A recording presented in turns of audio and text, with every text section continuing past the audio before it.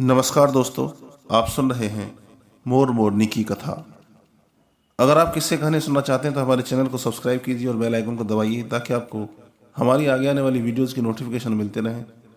अगर आपको यह किस्सा पसंद आए तो इस वीडियो को लाइक जरूर कीजिए, साथ ही वीडियो को शेयर करना बिल्कुल मत भूलिए। तो चलिए किस्सा शुरू करते हैं। भारत में एक राज्य है आसाम।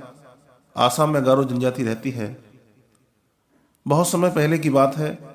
गेनारू आसाम की गारो जनजाति का मुखिया था। वह सबसे धनी था। जनजाति के लोग उसे बहुत मानते थे। उसकी सलाह से ही सारे काम करते थे। गेनारू की एक लड़की थी, जयमाला। जितनी सुंदर उतनी ही गुड़ी। नाचने में तो उससे कोई मुकाबला ही नहीं कर सकता था। कई युवक उससे विवाह करना चाहते थे, पर जयमाला ने अपने प्रेमी से ही विवाह किया। दोनों ही नृत्य के मुकाबले में मिले थे और तभी विवाह करने का निश्चय किया था।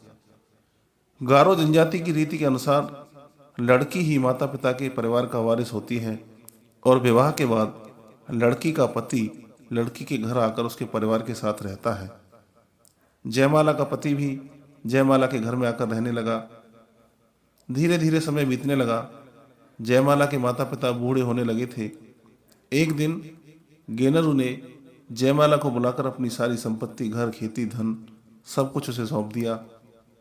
जयमाला की मां ने बक्से में से एक सुंदर वस्त्र निकालकर जयमाला को दिए।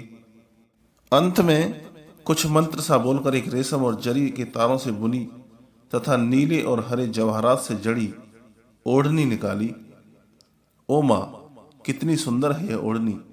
जयमाला उसे देखते ही ओढ़ने के लिए आगे बढ़ी।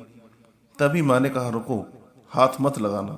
यह जादू की ओढ़नी है जो देवी ने मेरी नानी की नानी को दी थी। तब से यह हमारे परिवार में है। इसे संभाल कर रखना और कभी भी मंत्र का उच्चारण किए बिना इसे हाथ मत लगाना, नहीं तो अनर्थ हो जाएगा। और इसके बाद मां ने जयमाला को मंत्र सिखाया। मंत्र सीखकर जयमाला ने ओढ़नी ओढ़ी। जयमाला पहले से भी सुंदर लगने लगी। कुछ दिन बाद जयमाला के माता पिता का निधन हो गया। जयमाला उदास हो गई। उसका पति उसे खुश रखने का प्रयत्न करता, हर समय उसके साथ रहता। दोनों मिलकर हर कार्य करते। वह गांव के मेलों उत्सवों में जयमाला को लेकर जाता और उसका मन बहलाता। जयमाला और उसके पति ने खेती बाड़ी अच्छी तरह से संभाली। जयमाला माँ की दी हुई जादू की ओढ़नी बहुत संभाल कर रखती थी। मंत्र पढ़कर उसे केवल खास मौकों पर ही पहनती और धूप दिखाकर फिर उसे बक्से में रख देती। उस वर्ष सावन और भादों में मूसलाधार वर्षा हुई। कई दिन तक लगातार वर्षा होती रही। फिर अचानक एक दिन अच्छी धूप निकली। जयमाला ने घर के कपड़े धूप में सुखाने के लिए डाले। तभी उसमें उसने अपनी बहुमूल्य जादू की ओढ़नी भी धूप में डाल दी। फिर अचानक उसके मन में आया कि क्यों न आज मछली ले आऊं, बहुत दिन हुए मछली खाए बिना। सोचकर जयमाला टोकरी और जाल लेकर झींगा मछली पकड़ने नदी पर चली गई। जाने से पहले उसने पति को बताया कि चाहे कुछ भी हो जाए लेकिन तुम ओढ़नी को हाथ मत लगाना। पर यह बताना भूल गई कि वह ओढ़नी जादू की है। ना ही उसने पति को आवश्यक मंत्र सिखाया।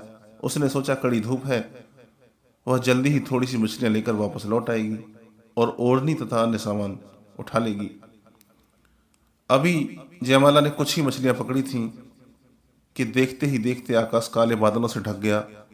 बादल की गड़गड़ाहट और बिजली की कड़कड़ाहट में पानी बरसने लगा।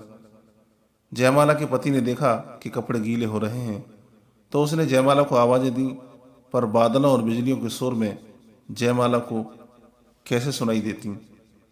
इधर जयमाला जल्दी जल्दी वापस आ रही थी, परंतु इससे पहले कि वह पहुंचती, जयमाला के पति ने सोचा कि इतनी सुंदर ओढ़नी जो जयमाला को बहुत पसंद है, बारिश में भीग रही है, खराब हो जाएगी। उसने उसे उठाने के लिए जैसे ही हाथ लगाया, ओढ़नी उसके बदन से चिपक गई। आहिस्ते आहिस्ते उसका शरीर बदलने लगा। अब उसका शरीर पक्षी के शरीर में बदलने लगा। उसके रंग बिरंगे पंख निकलने लगे। जब जयमाला वहां पहुंची तो पति के शरीर को पक्षी के शरीर में बदलते देखकर वह रोने लगी। अपने दुख के आगे वह मंत्र बोलना भूल गई। उसने पति के शरीर से लिपटी ओढ़नी खींचनी चाही, लेकिन ओढ़नी को हाथ लगाते ही उसका शरीर भी बदलने लगा। पर उसके पक्षी शरीर में पंख कम निकले, क्योंकि ओढ़नी का सारा रेशम तथा नीले हरे जवाहरात पक्षी का शरीर बने पति के पंखों में बदल चुके थे। जयमाला के हिस्से में बहुत कम या कहो ना के बराबर पंख आए। जो आए वे पति के पंखों जैसे सुंदर और चमकीले नहीं थे। नीले हरे चमकीले पंखों वाला उसका पति बना मोर और जयमाला बनी कम पंखों वाली मोरनी।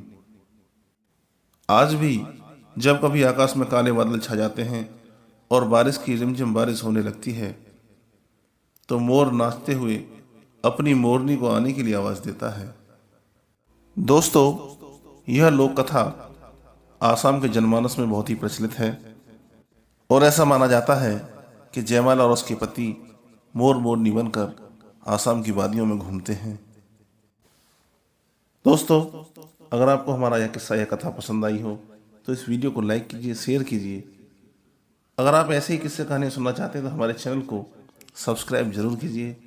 साथ ही बेल आइकन को दबाइए ताकि आपको हमारी आगे आने वाली वीडियो की नोटिफिकेशन मिलते रहें। मिलते हैं अगले वीडियो में, तब तक के लिए अपना ख्याल रखिए। नमस्कार।